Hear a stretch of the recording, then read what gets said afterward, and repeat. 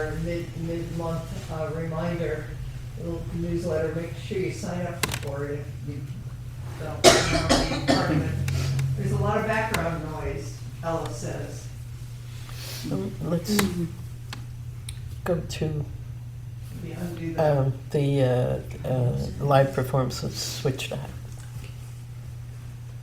We're working on it.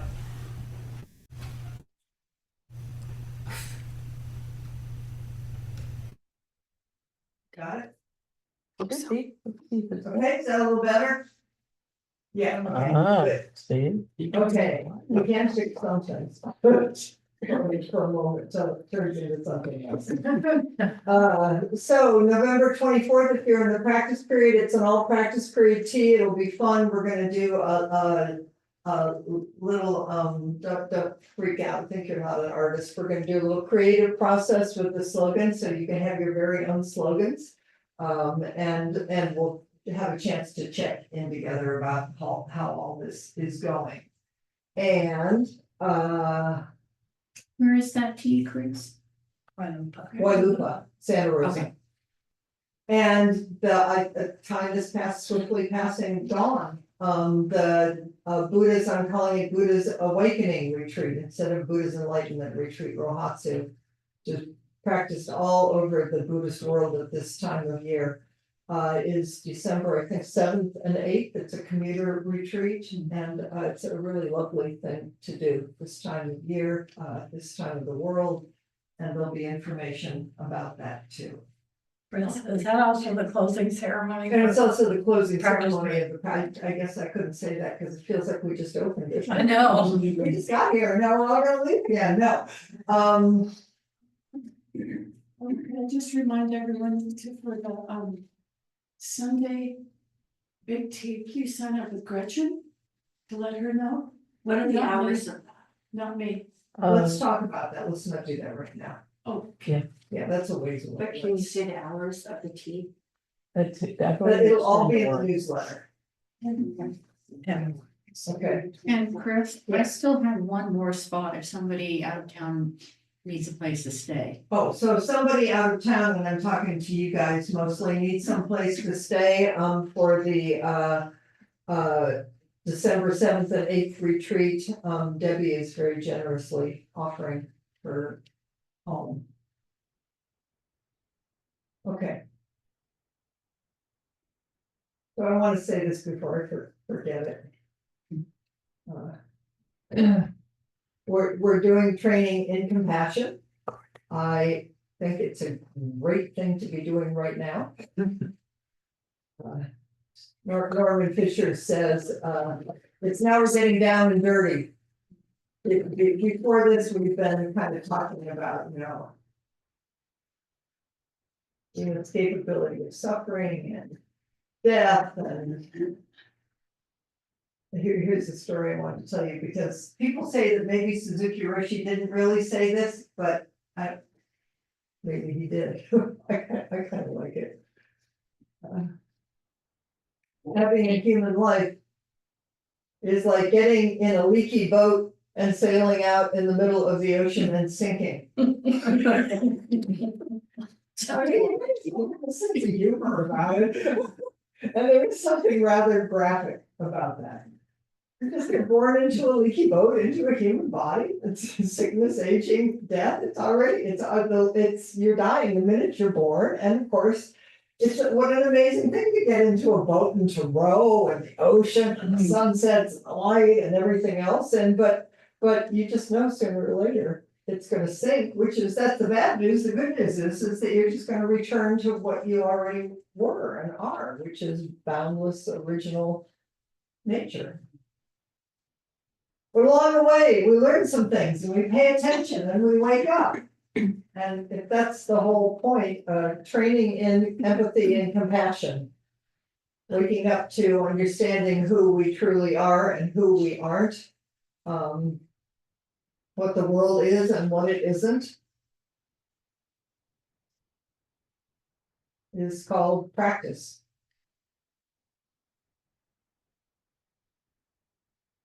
And point 6, Norman Fisher calls the discipline of relationship. Pema Chodron, wait a minute here. Pema Chodron, the original, I'm gonna go back and forth today. I love these slogans, so, and Gretchen's gonna talk about her favorite one on Tuesday. But I have all these other favorite ones, so I'm gonna try to cram them all in together. And maybe you'll take away something, and maybe you already, one of these is your favorite and you've been practicing with it. Pema Chodron says that the original, I mean, Norman put his own understanding on it, is taking responsibility for your own actions. That's what bodhisattvas do. And I increasingly think the great thing about this time is we are each gonna have to ask, what's appropriate response? Responsibility, the root word is response. It's not something onerous or something you have to figure out and then do and carry it around like a weight. It's what is an appropriate response in each moment. That's what we're training for. Because a karmic response is reactive. It's habitual. We learned it. There's nothing wrong with it. We all got it. I mean, you do it your way, I do it my way, but it's all rooted in hate and delusion. But the more we train, the more we sit zazen, the more we watch our own minds, the more we watch our own hearts and where we open and where we close. It's kind of miraculous, I think, when suddenly we notice that we did something a little different. And then it encourages us. It's like, wow, I don't know who I am anymore. And maybe there's another way to live and be, and that's the path. And that's what we do in Sangha, is we encourage and help each other, because we notice that Debbie was Debbie yesterday, but we don't know who Debbie is showing up today. And we watch each other change. And we forgive each other, and we watch each other fall down and stand up, and it's just that, and it's tender, and it's moving, and it's beautiful, and it's poignant. And it's funny, sometimes. But as I said, I think these slogans have a sense of humor in them, which makes me really appreciate them, but maybe you don't think that, anyway, you'll see. Norman says, I did a little of this on Tuesday. At this point, the logic of our training program in empathy and compassion becomes clear. It starts with resolve and motivation. What's your intention? You have to know what you're doing and why, and based on these reflections, you firmly decide to take up the training. I mean, my language is bodhisattva vow. In this case, you realize that it's time to get serious about your life.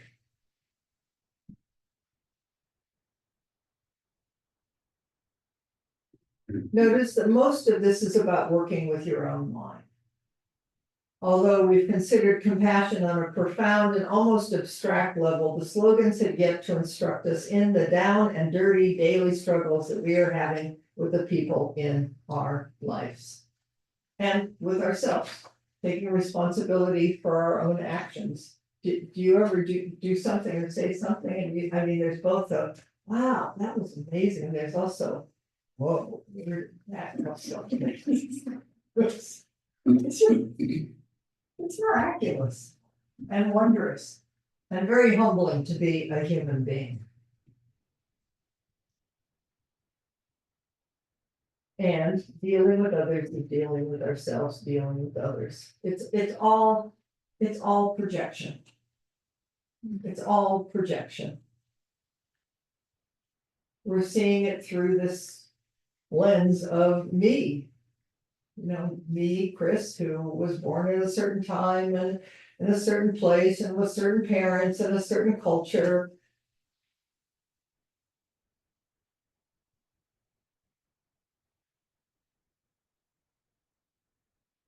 Fascinating. It's fascinating, very humbling that I think that everybody is perceiving the world the way I am. And maybe that's the good thing about an election. It's like, huh? It's happening all the time in small ways, big or small or Okay, so taking responsibility for our own actions. Begins with coming back to basics. Norman has his language, there's traditional language. I'm gonna throw some of mine in. First one is renew and keep your commitments. Bodhisattva vow. What's your deepest intention? What's your deepest heart's yearning? That's what you keep coming back to. It's an open question, not as a should. 2.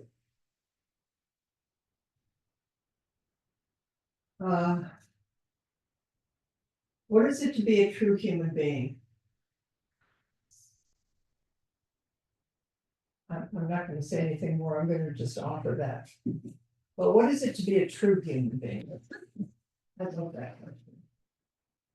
This isn't about getting special, this isn't about elevating and getting out of here, this isn't about being lower than anybody else. What is it to be just a true and authentic human being showing up each moment? Aware of our interconnection with all beings and everything, and that whatever we think we are, it's not what we think. It's all about relationship and interaction, meeting, it's all about meeting. And the last one, don't be so one-sided. I would just translate that in this moment as pay attention to othering. What are we othering? You can other yourself, you can other parts of yourself, you can other, well, you know, I study the election. And how potent it is when someone gets on the bandwagon of othering, and how much we all, some part of us, not the bowing part of us, wants to show up and be on the right side, or the good side, or the, and all those others. Pay attention to othering. Okay. Now I'm gonna jump into some of the others. Are you enjoying this? I love this. Okay. Don't be a phony. My language is lighten up. Stop trying to be something or somebody. Humility. Just feet on the ground. Again, just here. And it starts with a kind of radical honesty with yourself. Not criticism. Just study the self, to know the self. Because if you can study this self, you're going to have just an automatic entryway into compassion for all beings. Because we are all so wondrous and deluded. So just start there. Don't try to be something more or less. Okay. We do a bell after each one. Next one. Don't talk about faults. That's Norman's translation. The traditional one is don't speak of injured limbs.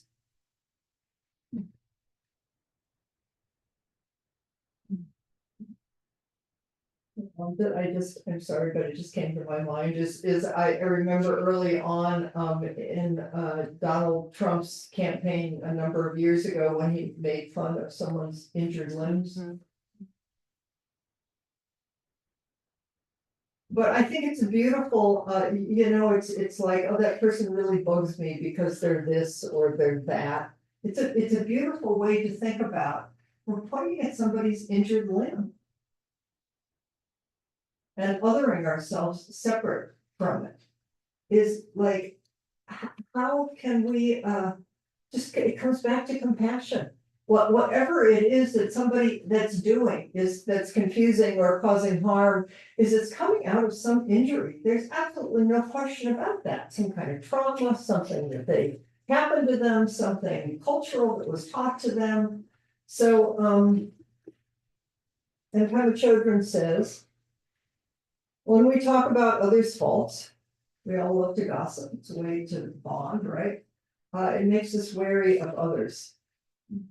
We're doing it with somebody else. We know that they're doing it with somebody else, maybe about us. And it's also just a way of othering.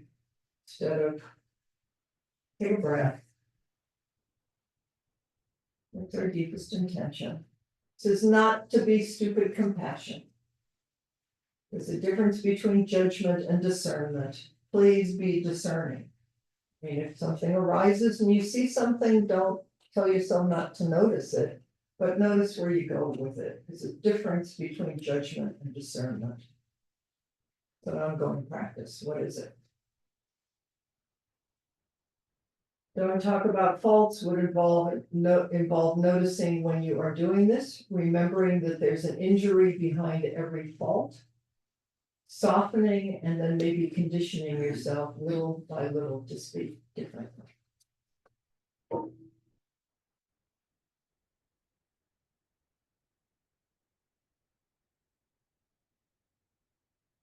love this one. I was a therapist. Don't figure others out. The traditional language is don't ponder others. Thinking. I always felt when I was a therapist, and I still do it, I mean, but I was more conscious of it then, is that I could look through Buddha eyes and I could see the person in front of me as a Buddha. And I didn't have to try to do it. There was a Buddha in front of me. And I could also see the pain and the suffering. And that my job was to sit with both. Just ongoing. Anything I try to figure out or fix in you or impose on you is just, that's just my. I mean, I was trained as a therapist. I knew a thing or two. You all are smart human beings. You've lived for a while. But just when you see yourself doing it, just come back. Just come back. Notice when you're leaning in or leaning away or bringing your teeth or just zazen body. What's happening here? Buddha eyes.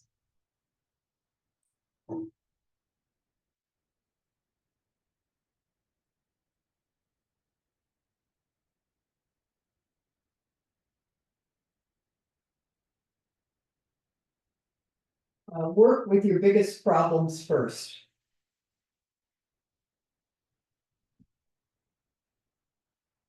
Norman says here for Suzuki Roshi said, for a Zen student, a weed is a treasure. Birds know that. Pay attention right now to what bothers you the most about yourself in your relationship to others and yourself, and trust that simply by paying attention, little by little, you will see what you need to do. Don't just keep thinking you're gonna pull it out. So I remember overdoing this a little bit early on as a gardener and thinking cool, weeds were so cool and I would let them seed all over the place. And you know what, weeds really like to seed, that's their job. You really have to pay attention to, you can leave a weed or two, this doesn't have to be a perfect garden, there is something that happens weeds have their own intelligence. But study them and pay attention to them.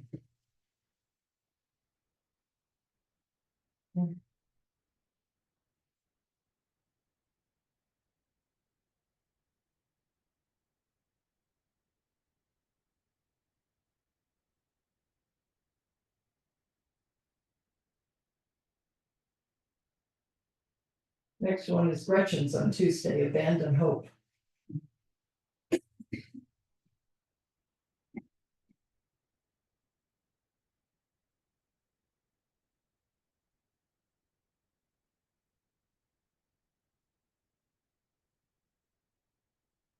Don't poison yourself.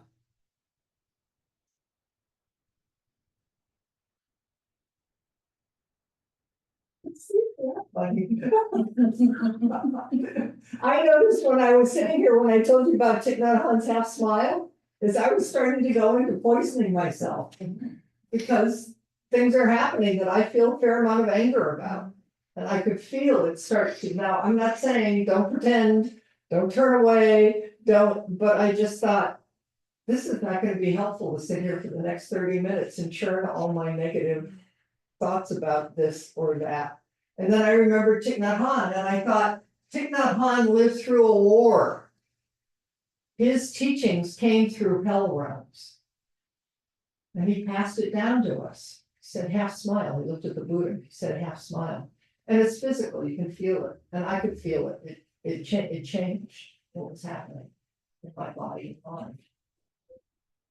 Don't poison yourself.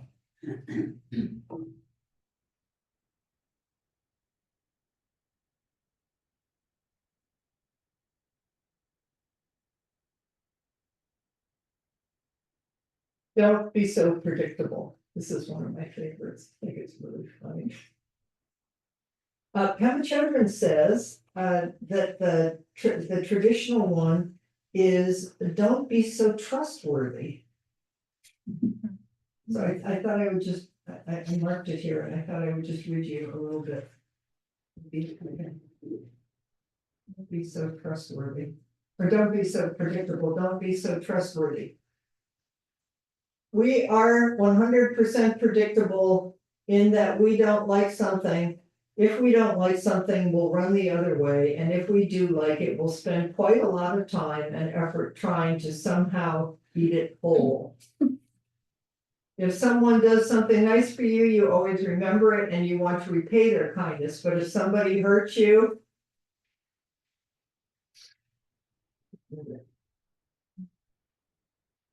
you might remember it for the rest of your life and you always want to get revenge in one way or another. That's the meaning of this slogan, don't be so predictable. Don't always react so predictably to pleasure and to pain. Don't keep taking the wrong medicine for the illness. I'm so predictable. Habit patterns, it's so humbling how deep habit patterns are. Like something happens, my husband is my best trigger and I love him dearly and I can't believe it, here I am again. Take a breath and take the backward step. And I'm sure you all got favorite people who are your best teachers too.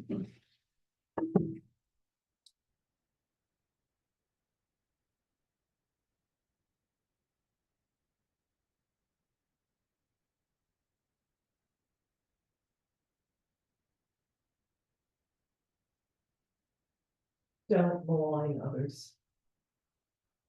Gossip. It's how we bond. And in this moment, it occurs to me that we bond, it's how we bonded in political parties. We're all just over here reinforcing how right we are. We better find some way out of this. So let's keep coming back to body and curiosity and breath and deep intention.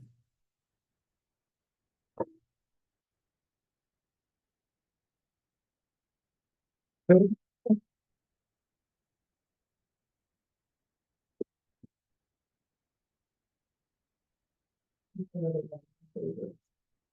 busting myself here because you can watch yourself. Don't wait in ambush. Don't wait in ambush.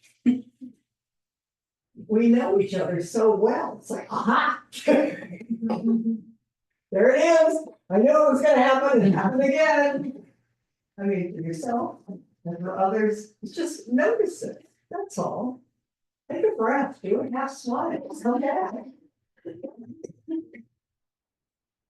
This slogan is simply saying that when you find yourself lurking behind a bush or a tree, come out into the open. Don't look for revenge. If you have an enemy, try to engage the enemy with energy and compassion straightforwardly. Don't be sneaky and hide behind a rock. Learn to identify what it feels like inside to be lurking. Become aware of the sorts of thoughts and feelings that arise when you are lurking, because often you are lurking and you don't know you're lurking. Please study lurking. Kindness and forgiveness. I know the lurking part of me until I like lurking and then got him. Once you begin to know that you are lurking, when you are lurking, commit yourself to coming out from behind the bush or tree into the open where you can feel what you are feeling and express yourself as best you can.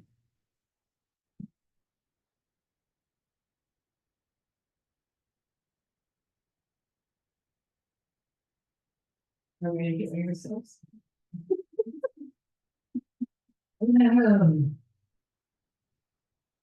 Don't make everything so painful.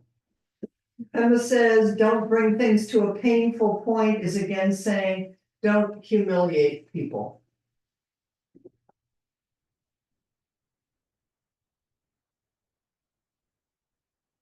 Instead of first making friends with what we're feeling and then second trying to communicate, we have all these ways of keeping the us and them story solid and strong. That's what causes all the pain on this earth, including the fact that the ecosystem is turned upside down. All of that comes from people not making friends with themselves and never being willing to communicate with the one they consider to be the troublemaker. That's how we stay caught in the battleground. This war zone.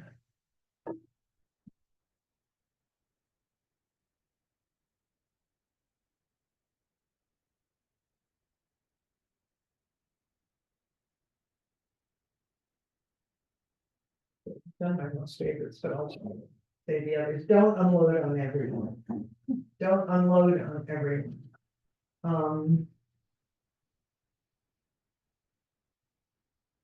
The burden of your suffering is your own, not theirs, so don't unload on them. Don't pass the buck. Take responsibility for your own state of mind. If you get caught and you're entangled and here you are again, you can at any moment just remember and take a breath and take the backward step and start over again. That's called practice.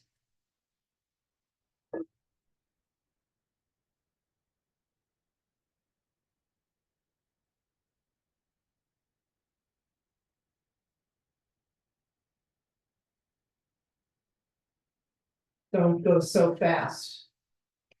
Study your impatience.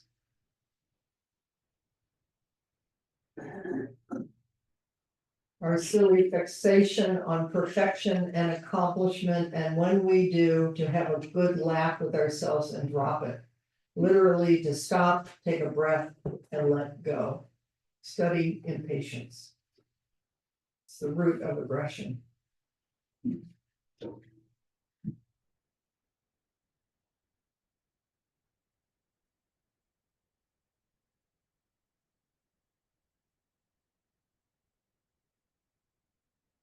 Don't be tricky. Translation, don't act with a twist. Don't be devious. This is mine, it just came to me, is notice when your knickers are in a twist. It's British, but it's very descriptive. And then take a breath, come back.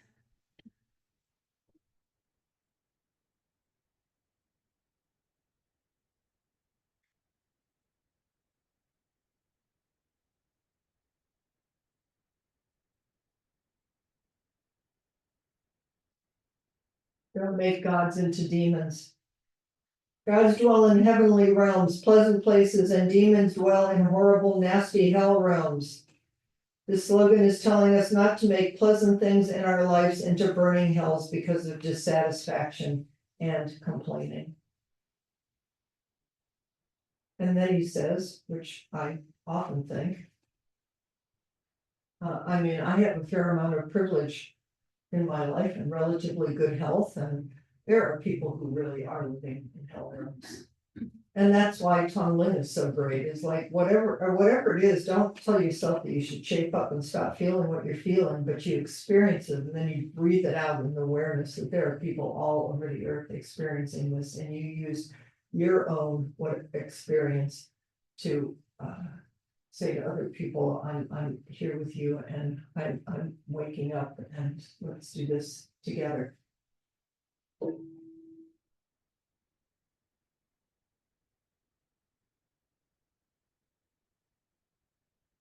And last one, don't rejoice at others' pain.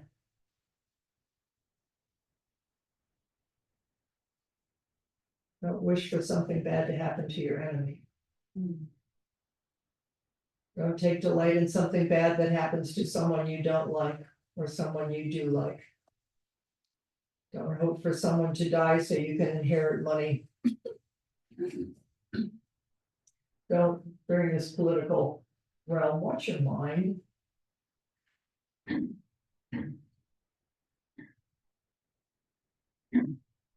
Suffering is suffering. It makes emotional sense to always feel compassion for suffering, no matter who the sufferer is. Big time practice. Always, but that's the gift of this time, if you ask me. Thank you, Buddha.